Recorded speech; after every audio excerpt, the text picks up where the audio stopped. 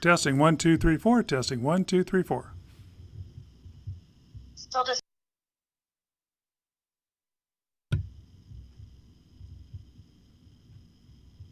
It says it's live, so are you on the computer still? Uh-huh.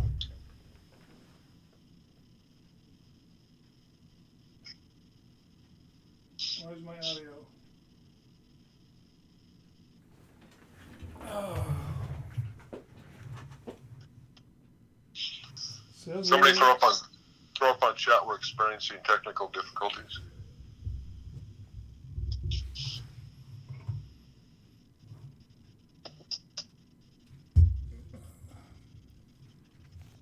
In 1 sec.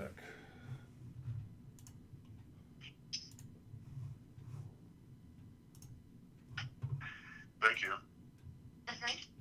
Thank you. Twice.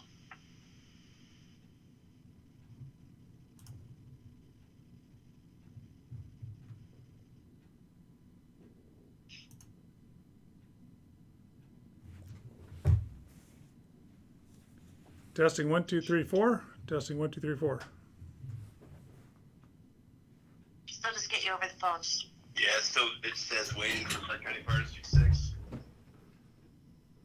Let's try refreshing that. Yeah.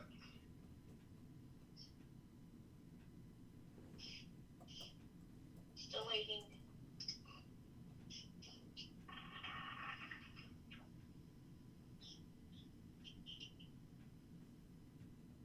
Oh, you know. It does live now. I got it live now. Mine's Off says to the waiting. right.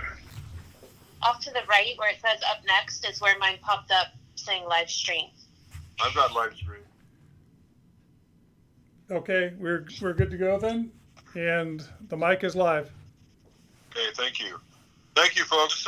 We had a couple small technical difficulties, but I believe we're live now. Welcome to the May 19th, 2020 Clark County Fire District 6 Board of Commissioners meeting.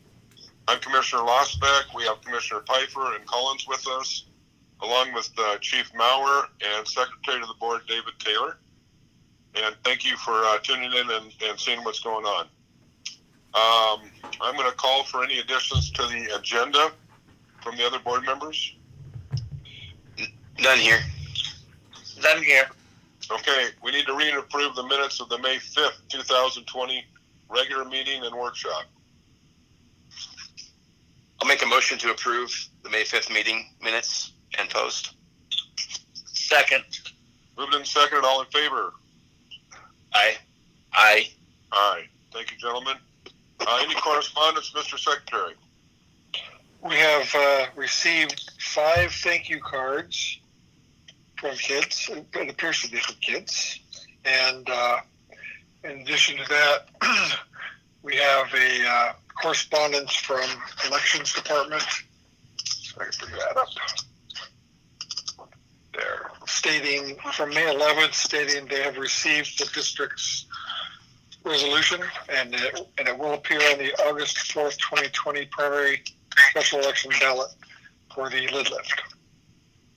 Excellent. So we're all good to go. Thank you, sir. Citizen communication. This is the time during our meetings we set aside for any citizens that want to speak to us concerning any Fire District 6 issues.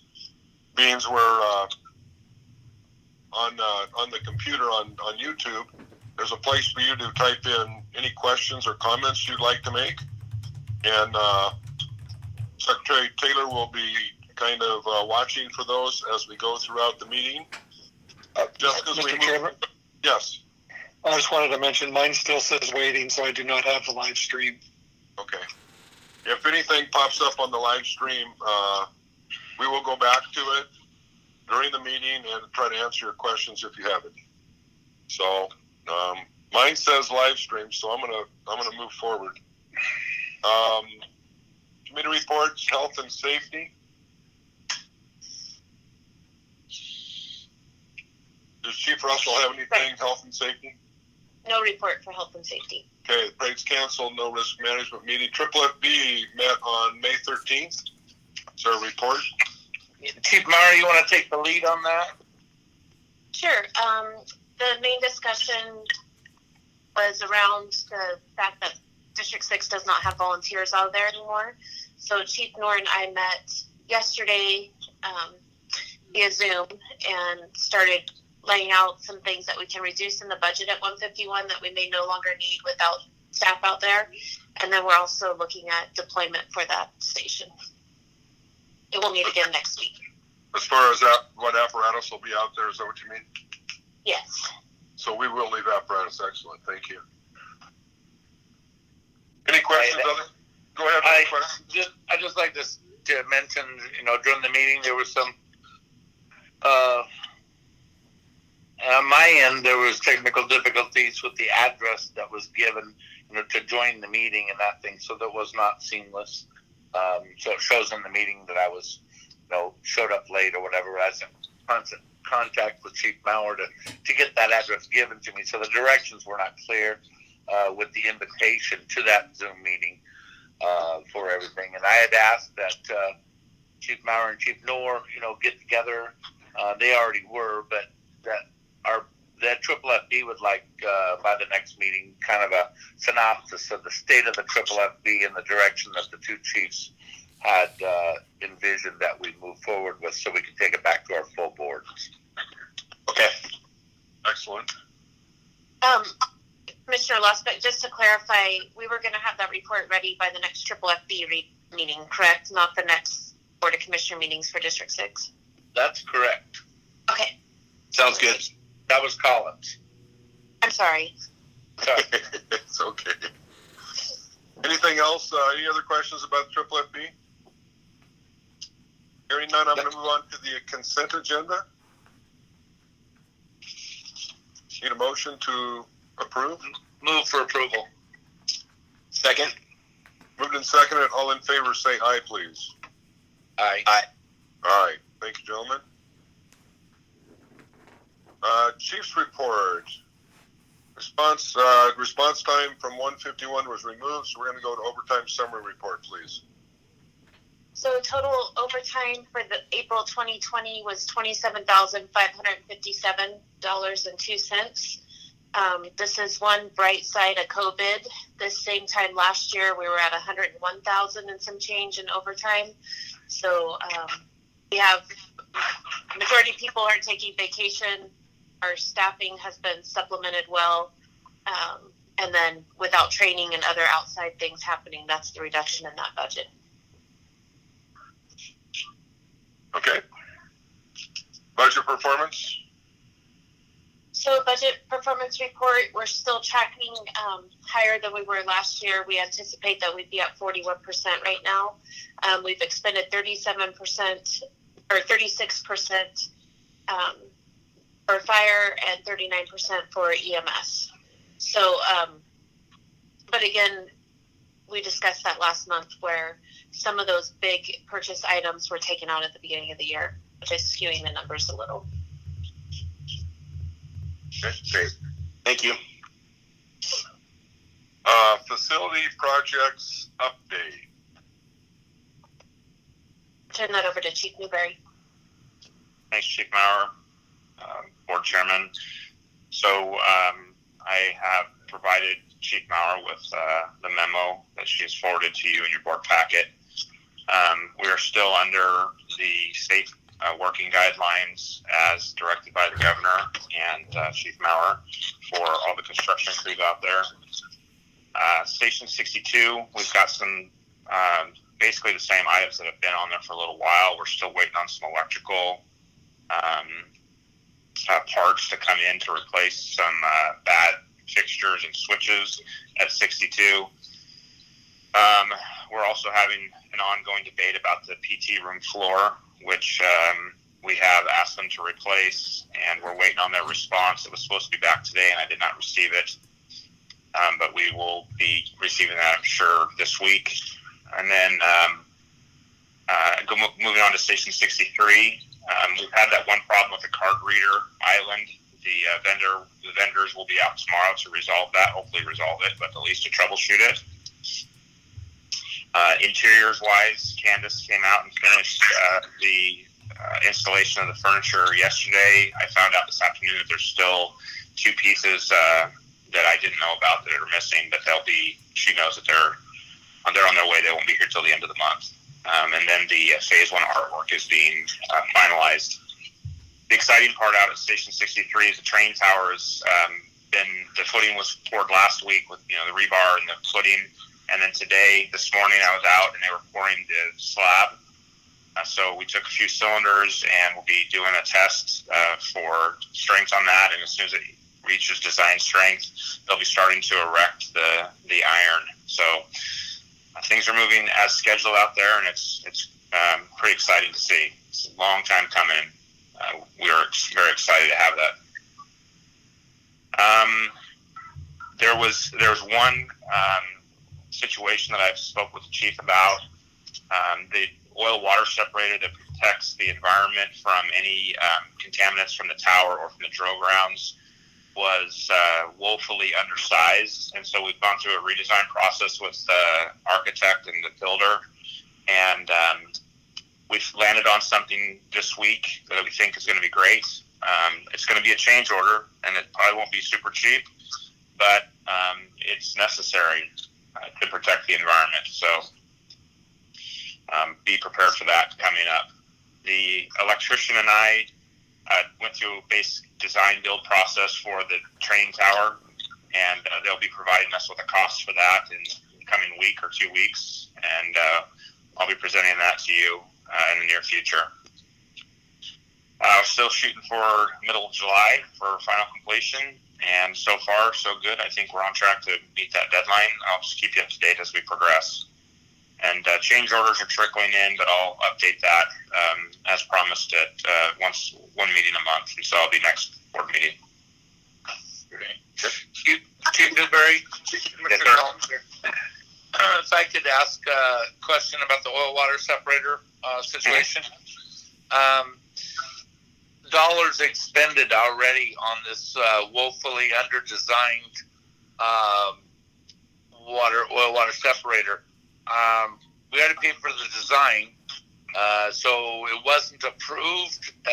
Is that by the county? Is that right, or did you discover that the capacity was inadequate? Yeah, so it has been approved by the county, and it was approved by CRUD. But as we were going through the project and looking at the plans, I noticed that the oil water separator that was in the original design, it was designed for less than 100 gallons per minute of water. And we all know that on some occasions we're going to be flowing 1,000 gallons a minute of water. And it just was not going to be adequate. We were going to end up with, backing up at the system and potentially have cooling on the drill grounds. That just isn't acceptable to the chief or myself. So we asked our civil engineers and designers to reconsider what we actually need out there, talk to them about actual flows that we will be experiencing, and they came back with a recommendation for a much bigger oil water separator located in a different area that will give adequate pipe diameter to contain much of the water before it reaches the oil water separator, and then handle the flow of water as it passes through the oil water separator before it hits the storm system. I appreciate you figuring that out before it actually was implemented and failed. I was just curious about any value that we were able to realize, from the engineering and going forward. Are we starting brand new and paying the new engineering costs and permitting costs, or how's that going to go down? We believe that because we are enhancing the system, it's not going to be a problem with CRUD. If we were going the other direction and trying to take away from the system, we would have a problem. But because we're enhancing the system, the architect specifically the architect and the civil designer, they believe that we're going to be fine. We have not purchased all of the materials, so they are not on site. And so there's some trench drain that's on site that we're going to have to evaluate if we can use it. But that's small potatoes in comparison to the scope of that part of the project. So we caught it in time before we spent a bunch of money getting materials on site. Well, kudos to you for doing that. It should fly right through the permitting process because you're over-engineering it before what they've already approved. So I concur with you on that. So anyway, I just wanted to know more about it. Thank you. Yep, you're welcome. Hey, Chief Newberry, Commissioner Pfeiffer here. Hello? Back to the Station 6-2 update. Can you elaborate any on what's causing the delay from the contractor's response regarding the PT room floor replacement or changes? I know that's been an ongoing issue. I'm just curious what is causing that. Well, that floor it's got kind of a sordid history, and because we built that building in 2 phases, that was the first phase, and then crews moved into that phase, lived in that phase for a period of time, and wore some, of the floor. The floor was not covered with paper during that time. Right. Then the contractor came, when we moved them out of phase 1 and back into phase 2, the contractor came back into phase 1 and had to change out some doors, and when they did that, they did not protect the rubber floor in the PT room completely, and the areas that they did cover it, they did it with an adhesive or a plastic film that left an adhesive on that floor. Yeah. They have attempted several times, I don't recall exactly how many, but at least 4 times now to remove that adhesive with varying degrees of success, but ultimately it's not acceptable to the fire district. Right. Originally, they talked about perhaps just taking out those sticky areas and patching them, and that was not acceptable to the district either. And so we sent them some correspondence, outlining what our expectation was for their replacement of the floor, and asked them to respond to us. And I talked to the contractor. We have a good relationship with the contractor, so it's not like they're just shining us on. It's just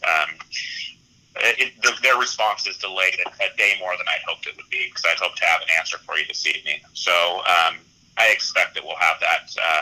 I'll share with Marshall tomorrow how bad he made me look in front of you all tonight, and he'll feel terrible about it. And I'm sure that we'll get a response shortly. I appreciate your update, and I just know that that's been an ongoing issue. Is that inhibiting our folks from using that space right now? Yes, it has been, and I instructed them to go ahead and move their gear in. We were waiting on some new PT gear that arrived, I believe, on Thursday or Friday last week. Right. And so that has now arrived, and I've let them know to go ahead and install that equipment, and the contractor will be required to remove the equipment once they do the floor. Okay. Thank you for your update. Yeah, you're welcome. Chief Newberry, I just have a question. We keep hearing about the art group and the artwork and all that kind of stuff. Can you give us any idea of what kind of artwork? Are we talking pictures? Are we talking murals on the wall? What are we talking? I'm just curious. Sure. So we've split the art project at Station 63 into 2 phases. One is a phase that we're going to go ahead with now. And then the second phase is we'll see what it looks like after phase 1 is done and how complete it looks, and perhaps do phase 2. But phase 1 will have many historical photos of the fire district and apparatus and personnel and calls and just meaningful periods of time. There's a couple of really neat schematics of engines, Unit 645, which is the new engine 63. So basically the blueprint. We have another one of a fire hydrant, a schematic of the fire hydrant. We have some photos that have been in the Columbian that will have some prominent places. We have a rather large black and white photo of one of our employees at a fire that is just a stunning photograph. It's going to be a centerpiece. There's just a lot of neat things. We had our patch. We're having it painted on a metal sign by a local hot rod painter. It does really fabulous work for the front lobby. Cool. Yeah, it's going to be neat. It's really going to put the cherry on the top. I was just curious, and I do appreciate the update. I was going to bring up one other thing, and Commissioner Collins was here and we talked about it. At one point, we were talking about dedicating the training tower to ex-chief, ex-secretary of the board, Dick Streiskuth. And I don't know if that's something we still want to discuss or pursue or not, or what folks' thoughts are about that. I don't know where we are on paying homage to him. It's certainly a noble effort. I didn't know where that should come from. I suppose it should come from anywhere, including yourself. So that's what your desire is. I could definitely get behind that if that's something that the department could agree on. That would be good. And we've stepped on ourselves by trying to honor him in some other location before. So almost want to ask the family if they thought that was appropriate as well. Well, we talked about it like maybe a year ago, but we really didn't make a decision. I was just curious what the feeling of the board and staff was at this point. I'm just throwing it out there, and we can certainly talk about it at the next meeting and see how people feel about that. We don't certainly have to make a decision right away, but I don't know if Commissioner Piper, we probably need to talk to him a little bit about it too, and he's kind of coming in on a cold turkey, but I'm just throwing it out there to see what people think, and we can talk about it at a future board meeting. Yeah, no, there's two different things we're talking about. I mean, the training tower is what you're talking about, and then the station itself was a whole nother discussion, as I remember. It was. And, I was thinking that, the station itself would be for the people that we serve, dedicated to them. It's kind of along the lines that I was thinking, because they're the ones that have supported us all the way. And we talked about that, and I don't have a problem with that. And if we want to do the same thing with the training tower, I don't have a problem with that either. I just wanted to throw it out there. So sure. Not a big deal.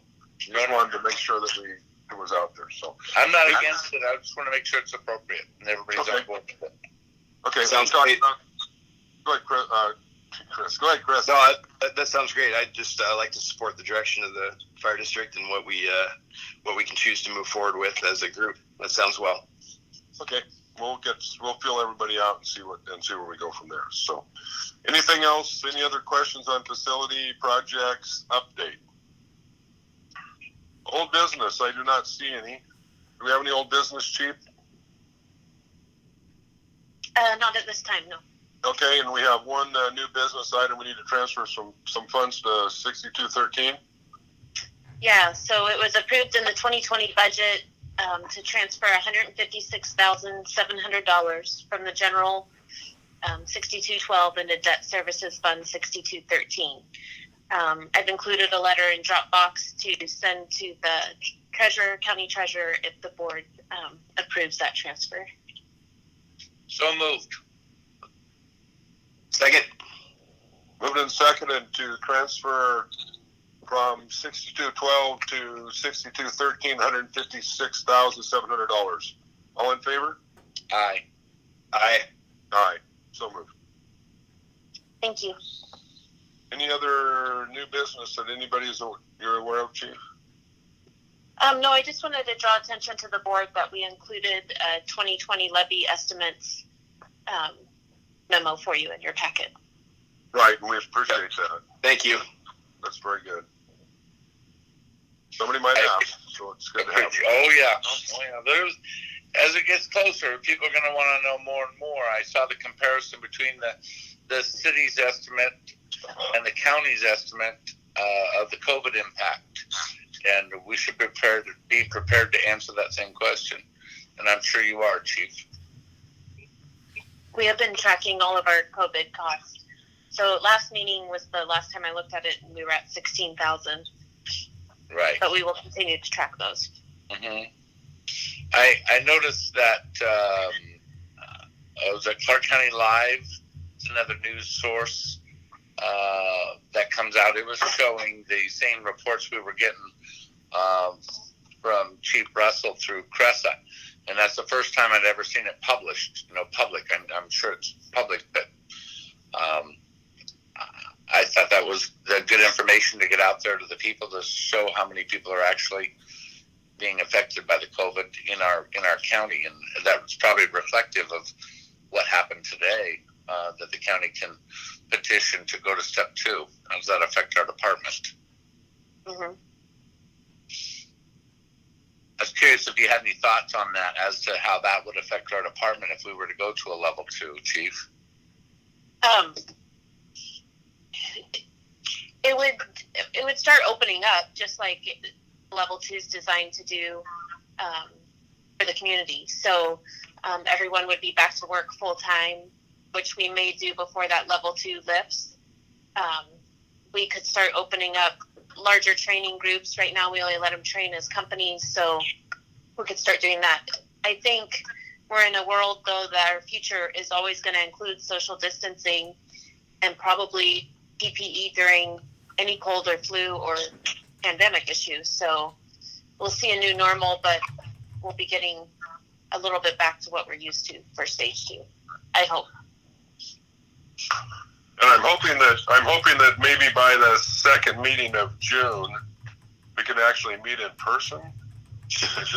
We can do temperatures and all that kind of stuff and spread out 6 feet. And I think we probably have enough room at the new station to do that, wouldn't we? Yeah, I think they're probably going to limit our group size. So I guess that would be a board discussion for, can you close the doors when we meet a certain capacity? But yeah, it would give us space. Phase 3 would be 50 people. Is that right? I think the phase 2 is 10 people, but I'm not positive. Okay, and phase 3 must be 50 then. Okay, very good. We'll keep an eye on it. It's just nice to be able to meet in person to talk about some issues. But right, then we can move forward with our workshops as well. Yeah. Yes. Maybe. We would probably drive more people if we did that. So I don't know. Well, and we can certainly have a workshop in this format too if we need to. So either way we can do it, or we can just, depending on what it is, we can just put it on the budget, on the agenda too. So either way, there's no need for executive session. Roundtable good of order. Anybody? I actually have a list of 7 things if you'll be patient with me. Wonderful. So this week is EMS Week, National EMS Week. The district has just let people dress down during the day and bought donuts and thank you. And Captain Simica, of course, is heading that up. But it's definitely the time to recognize EMS workers. We've rolled out our new SCBAs. We're starting training on them. So they've started the bailout training, and the training division will continue that training, and hopefully we get them rolled out this summer. But thank you for that purchase. People seem to be really excited about the new SCBAs. Great. We had a company called County Financial that asked Bill Dunlap how they could contribute to the fire department, and he suggested the Firefighter Assistance Fund.